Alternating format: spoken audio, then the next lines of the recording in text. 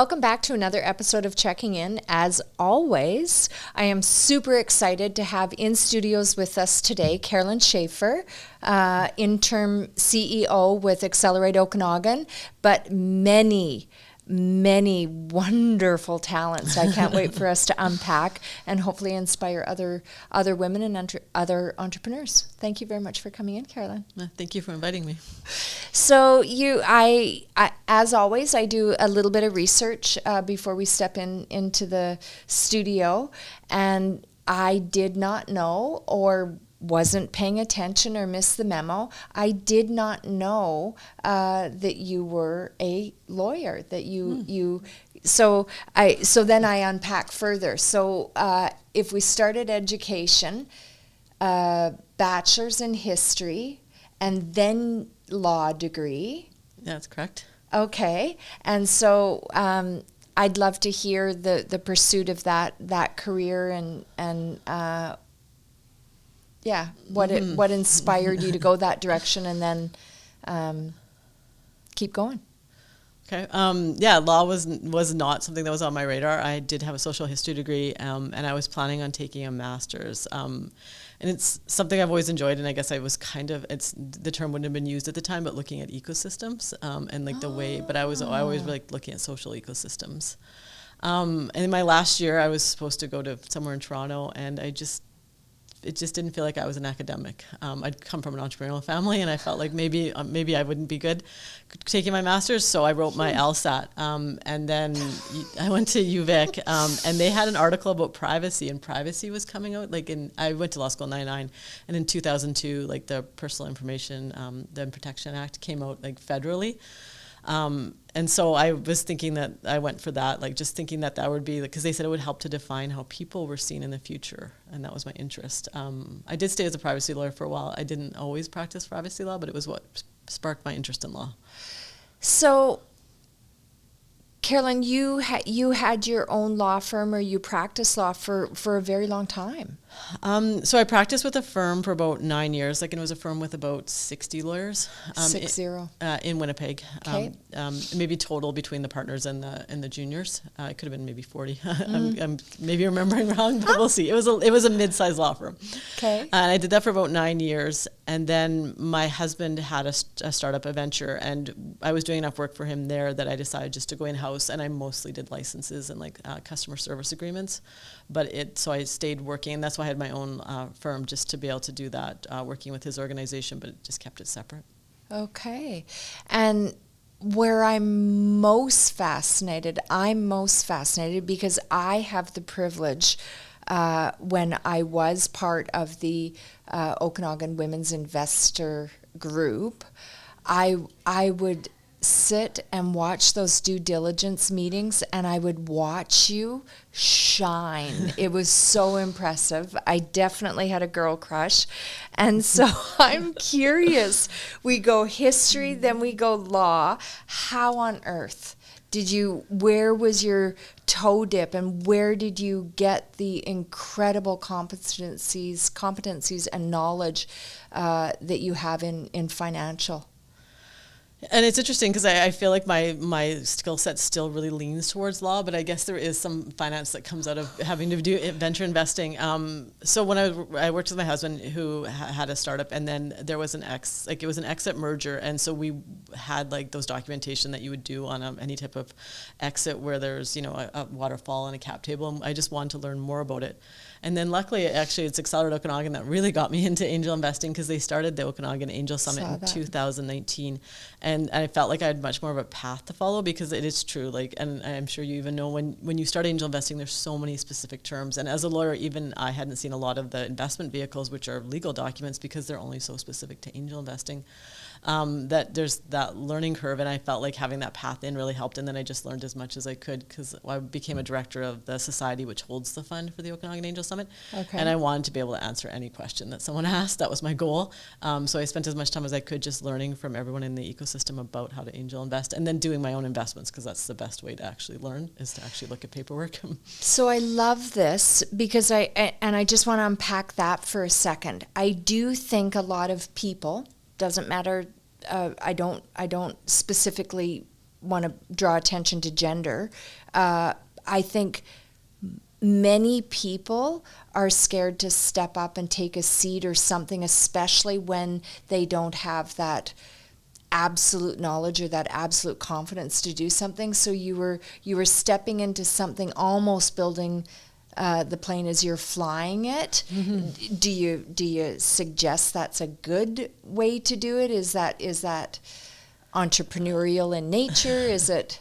I mean, I think in certain fields, especially maybe angel investing, it is something you learn by doing. I was fortunate that I don't know if I would have stepped up.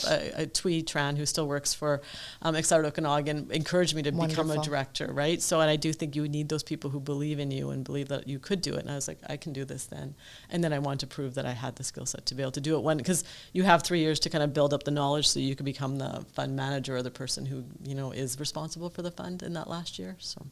Oh, so there was a nugget you just gave. I see it often in community and business where someone sees something in another individual and nudges them to do it. And it could be serving on a board. It can be stepping up in a political way. It can be leaving a job or employment and stepping into entrepreneurship or startup.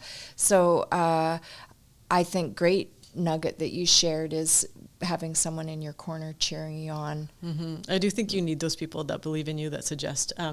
I find that even with the society, we continue to ask people to step up to become director because I think people don't feel like they have the skill set, but it's supposed to be a training. And there's so many people who have the skill set, they just don't really realize that you can have different skill sets to do certain jobs. So actually, I do want to talk about that one for a second. So that is the, now I can't find it, that's the Accelerate Okanagan Venture Summit. This one. Angel Investment Society. So how many people sit on that? It's 3 at any given time. Okay. So right now, and so my term ended, was it last year? I think my term, it ended 2 years ago. And then so it's rotating. So there's 3 at any given time that sit. And then when you come in, you're supposed to be learning as your first year. Your second year, you take more responsibility. And your third year is when you really help to manage the fund. And then that's how you learn how to manage a small micro fund. And those seats or those 3 opportunities are by invitation? Like it's knowing someone, or does it go out publicly? You have to have been a member of invested in the society at some point because you have to have been a member. Makes sense. Yep. Makes sense. But again, the takeaway is just leap and the net will appear. Mm-hmm. Just do it. So that's a good way to say it. Yeah. Do you know I stole that one from Shandy Schwartz from Strut Footwear. Okay. A nugget she would give her students when she was in the public education system. Okanagan Women's Mentoring and Angel Network used to be called Women's Equity Lab. So this is a group of women that have come together that want to invest and learn about investing. Can you share with us, you've been with the organization from the first fund. Yep. Can you share maybe how it came to be and why it came to be? And yeah, so I wasn't really a part of the initial drive to start the funds. That was Camille Saltman and Sherry Falloon, and they did a lot of. I think that through the UBCO, they were there and they were connecting with people and did some different outreach and customer discovery, I guess maybe, or just conversations with individuals to see what was necessary for. And then I was part of the Okanagan Angel Summit Society, and I knew the women from Women's Equity Lab in Vancouver. Oh, okay. So Irene Dorsman made an introduction to Camille Saltman. So I was actually introduced to someone in Kelowna through Vancouver, and then that's how I became involved. And they were looking for general partners, like someone with experience. And because I'd had experience with the society, it made sense. It made perfect sense. Yeah. So the first fund, I think, if I remember right, I was one of the members in the first fund. There was a 25, 27, 30 women that came in with all varying degrees of knowledge or ability in angel investing, from kind of zero to fairly sophisticated, I think, or at least some past experience. What do you think some of the takeaways were, or the benefits to those individuals that maybe leaned in and sat on some of the due diligence? Or went through the pitches from the businesses, what were some of the learnings or the takeaways? Or I feel like with any of those organizations, when you become more involved, you get more of a sense of community, and even the sense of community with the investors, but also with the entrepreneurs. You start to really believe in a lot of the missions, even if we didn't invest in all the different entrepreneurs that came to us, but we really felt that we were supporting them in some way, even if we weren't able to support them financially, and we wanted to be a part of that. So I feel like then they feel like they're part of a community. Well, and I can remember times that we chose not to invest, but there was an enormous amount of mentorship that happened after that, when different people within the fund would say, hey, I can help them shore up this deficiency, and then they can maybe come back to the organization and see about potential funding. Mm-hmm. Yeah, just making those extra connections, I think, helps entrepreneurs. Mm-hmm. You had a paragraph in an article that I absolutely loved, and it was entrepreneurs weather challenges because it's what they love, and that's what I find inspiring. So you do have a love affair with entrepreneurship. You opened with that it was close. It was in your family. Yep. As you look at Kelowna, and I might have this stat a little bit wrong, but it'll be close. I understand we have one of the largest per capita entrepreneurs region within Canada. What do you think? How long have you been in Kelowna? 13 years. 13 years. So the city's changing. Mm-hmm. There's all sorts of different industries coming here. What is your view of maybe the next 5 years or 10 years of the city from an entrepreneurial perspective? I do agree. When we moved here, we were very surprised by how many people that even like their children's friends' parents were entrepreneurs. But we felt like that was almost a requirement. Like if you came to Kelowna, because it is a smaller town, if you wanted to make it work, you often had to have your own business or have your own path to be able to make sure that you were creating revenue. But interestingly, I do feel like that's one of our goals, like in the next 5 years, is to make sure that there are those larger organizations. So there's more opportunity for people who are working as part of ventures, but they're not necessarily the founders anymore, right? We want to have those large organizations stay. They call them anchor companies, or like just different. They have different terms, but it's like companies that are really bringing the entrepreneurs here, but then creating more large-scale industries. I know, like one of the campaigns that Accelerate Okanagan works on is that OKGO, and as we put like advanced manufacturing or aerospace, or we look at SaaS, we're really trying to make sure that those industries are thriving here. Agriculture, of course. Mm-hmm. Mm-hmm. So you are how long now as the interim CEO at Accelerate Okanagan? I think I started in like the end of June, so maybe like 9 months, 10 months.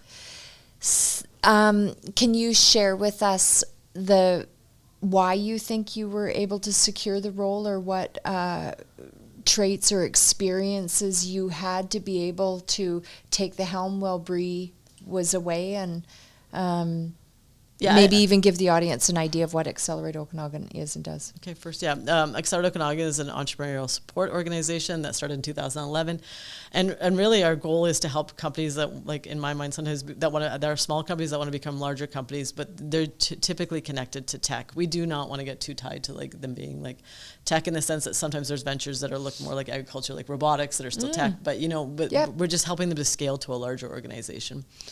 And so I think one of the reasons that first of all, my involvement with the society, of course, really helped. But I also think that I just am vested in the entrepreneurial community, and I think that's what they were looking for, was just someone who was really like, I feel like I'm just there to kind of help support the community while Bree's away, like just to hold that role for her. And it's just, as long as I cared about the Accelerate Okanagan and the community, I was able to like keep it stable and have her come back and then take the helm again. Like it was to make sure that it just didn't become too unstable. Mm-hmm. And you're an incredible choice to have in that seat, and I certainly appreciate all the work that Accelerate Okanagan does in assisting companies grow and become bigger. What's next for you? Have you looked up the road? I haven't looked up the road, and it's interesting because this wasn't something I was looking for either.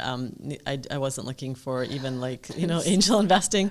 So I do feel it. I think Pamela Pearson said that where sometimes those opportunities just offered to you, and I am one of those people who prefers to wait and see what's offered. I love that. Yeah. Carollynn, thank you so much for coming into studio and sharing your journey with us. I appreciated you coming in and taking your time, and thank you. Yeah, thank you.